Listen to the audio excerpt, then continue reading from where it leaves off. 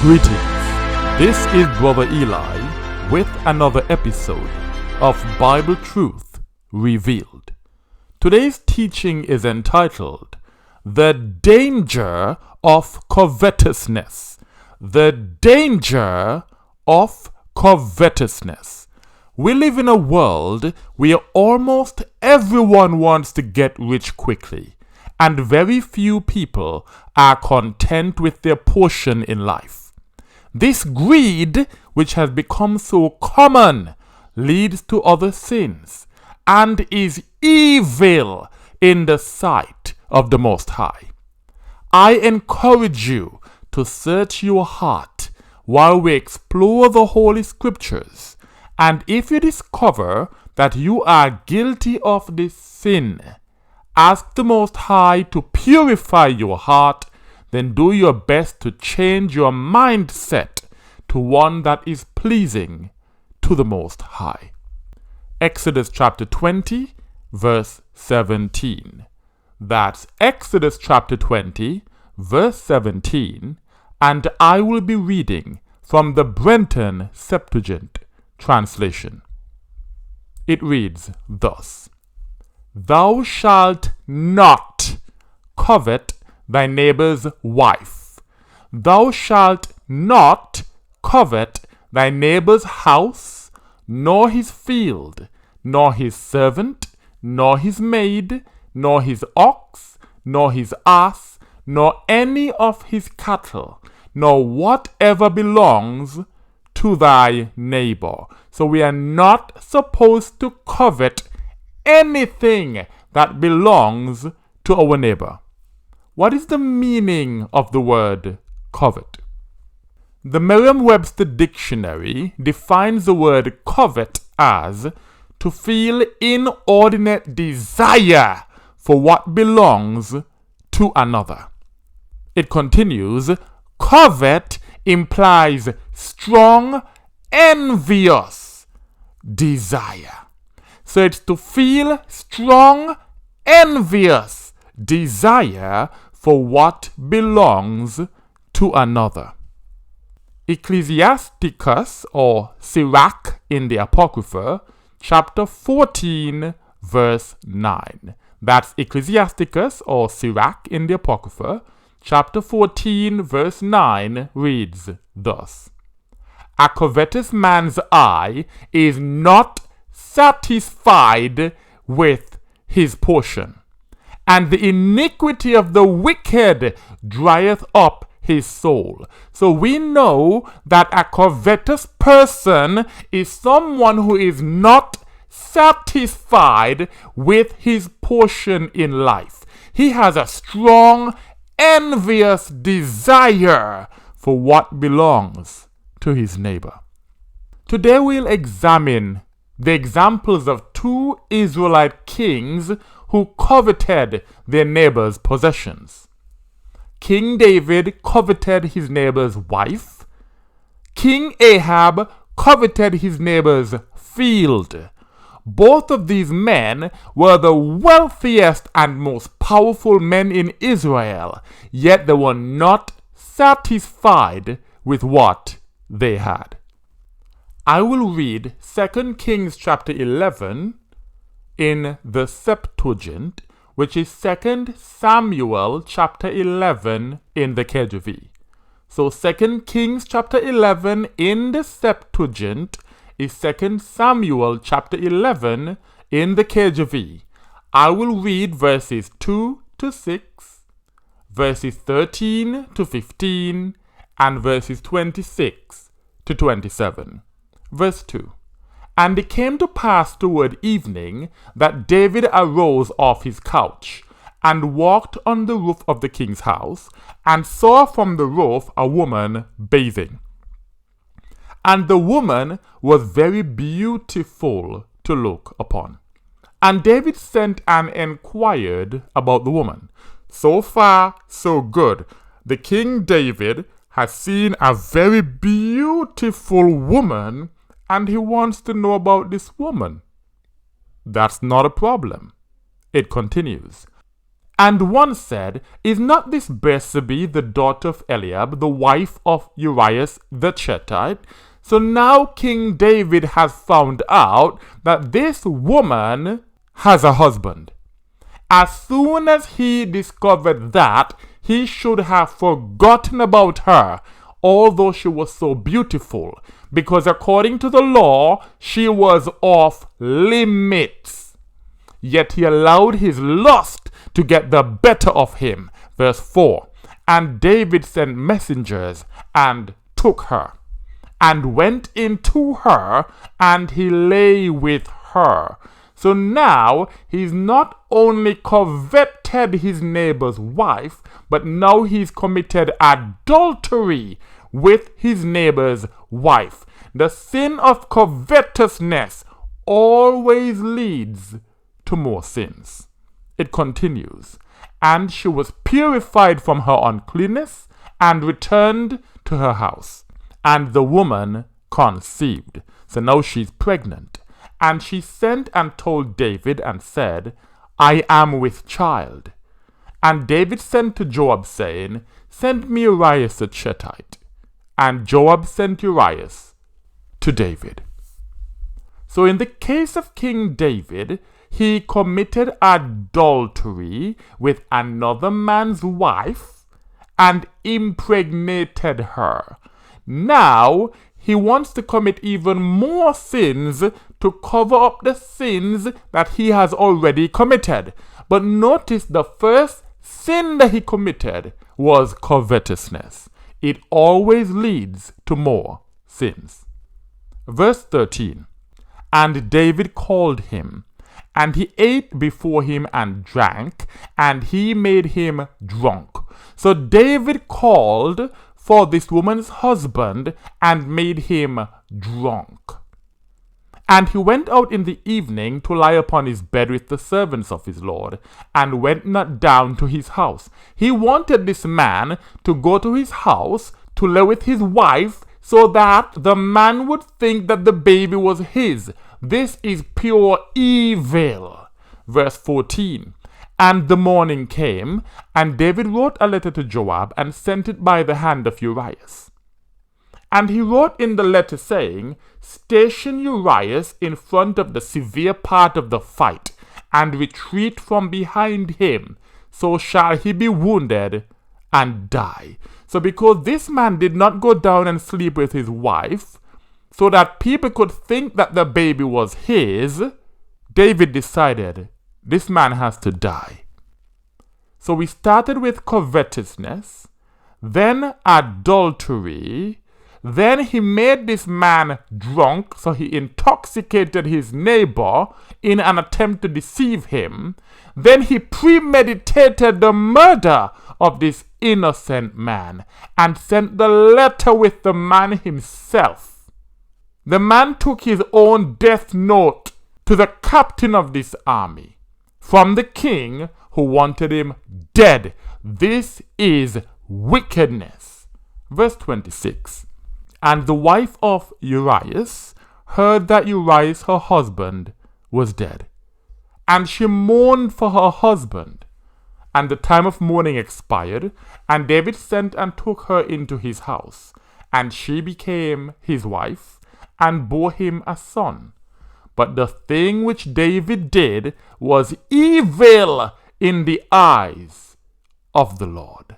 Covetousness is evil in the eyes of the Lord, and everything that flows from covetousness is evil in the eyes of the Lord. That's why if we can search our hearts and find that we are being covetous and we repent before it's too late, that is seen as an act of righteousness. It's doing the right thing so that covetousness doesn't lead us to commit even more evils in the sight of the Lord.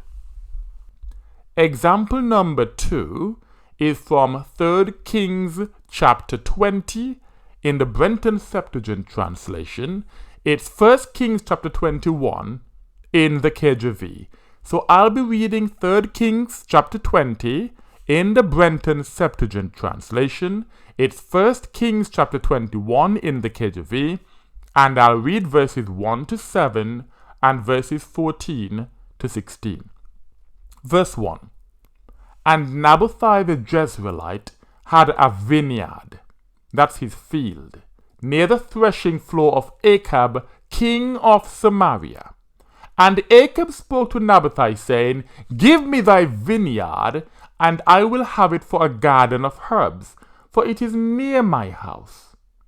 And I will give thee another vineyard, better than it. So he's saying, I want your field. It's not the best field, but it is near my house, so it's convenient for me. Give me that field, and I'll give you a better field. I'll give you a better vineyard than the one that you have.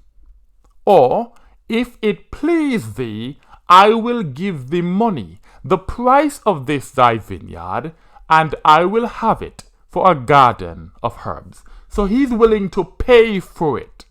Verse 3. And Nabothai said to Ahab, My God forbid me that I should give thee the inheritance of my fathers. So he's saying, no, I cannot give this to you, not for a better vineyard, not for money. It was inherited from my fathers. It's an inheritance, and I do not intend to give it even to the king.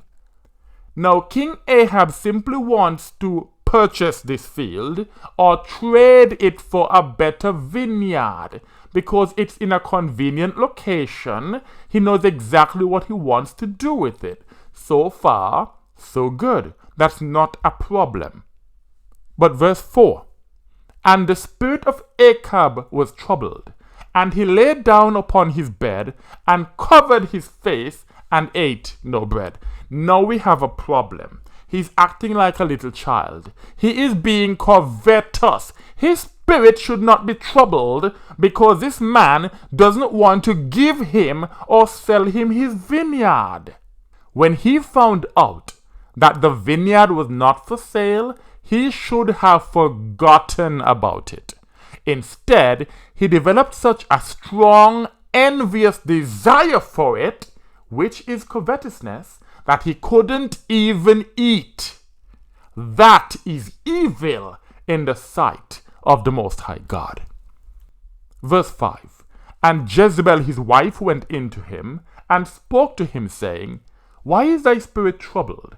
And why dost thou eat no bread? And he said to her, Because I spoke to Nabothai the Jezreelite, saying, Give me thine vineyard for money, or if thou wilt, I will give thee another vineyard for it. And he said, I will not give thee the inheritance of my fathers. And Jezebel his wife said to him, Dost thou now thus act the king over Israel? She's saying, Are you not the king? Why are you upset about this thing? Arise and eat bread, and be thine own master. And I will give thee the vineyard of Nabothai the Jezreelite. So we see that Jezebel was a very wicked woman.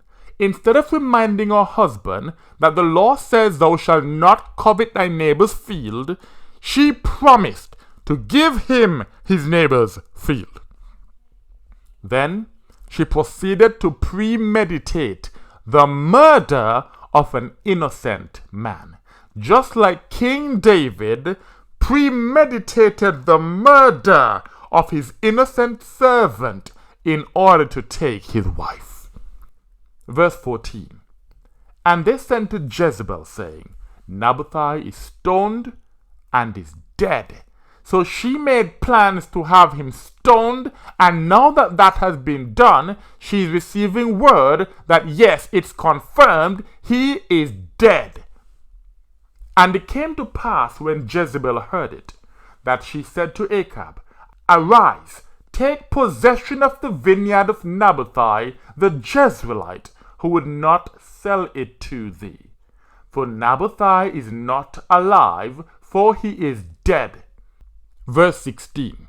And it came to pass, when Ahab heard that Nabothai the Jezreelite was dead, that he rent his garments, and put on sackcloth. And it came to pass afterward that Ahab arose and went down to the vineyard of Naboth the Jezreelite to take possession of it. Just like it was evil for King David to take possession of his neighbor's wife, it was evil for King Ahab to take possession of his neighbor's field. Although these were the wealthiest and most powerful men in the land, they were both covetous of their neighbor. They coveted their neighbor's possessions. The Merriam-Webster Dictionary defines the word covetous as marked by inordinate desire for wealth or possessions, or for another's possessions. We see here that the definition of covetous is not limited to desiring what others have. It also covers an inordinate or extremely strong desire for wealth or possessions in general. Again, the definition is marked by inordinate desire for wealth or possessions. That's one part of the definition. Or for another's possessions. That's the second part. It gives the synonym for covetous as greedy, with the example greedy for status symbols. So a person that's greedy for status symbols is a covetous person. A covetous person would do practically anything for money and constantly surround himself or herself with status symbols. A covetous person is usually easy to spot because they love to flash their cash, their cars, and other possessions on social media in order to get other people's attention. These are insecure individuals whose sense of value is attached to the amount of stuff that they are perceived to have. Therefore, they feel that they need to show off what they have. And all this is usually done in order to give the impression that they are more successful than they are. Ecclesiastes chapter 5 verse 9. Ecclesiastes chapter 5 verse 9 is verse 10 in the KJV. It reads thus: He that loves silver shall not be satisfied with silver. So those that flash their cash will never be satisfied no matter how much cash they have to flash. And who has loved gain in the abundance thereof? This is also vanity. Those who flash their cash and their cars and expensive things, it's vanity. They will never be satisfied. And their behavior only makes them look silly. Especially if these same people are claiming to be righteous.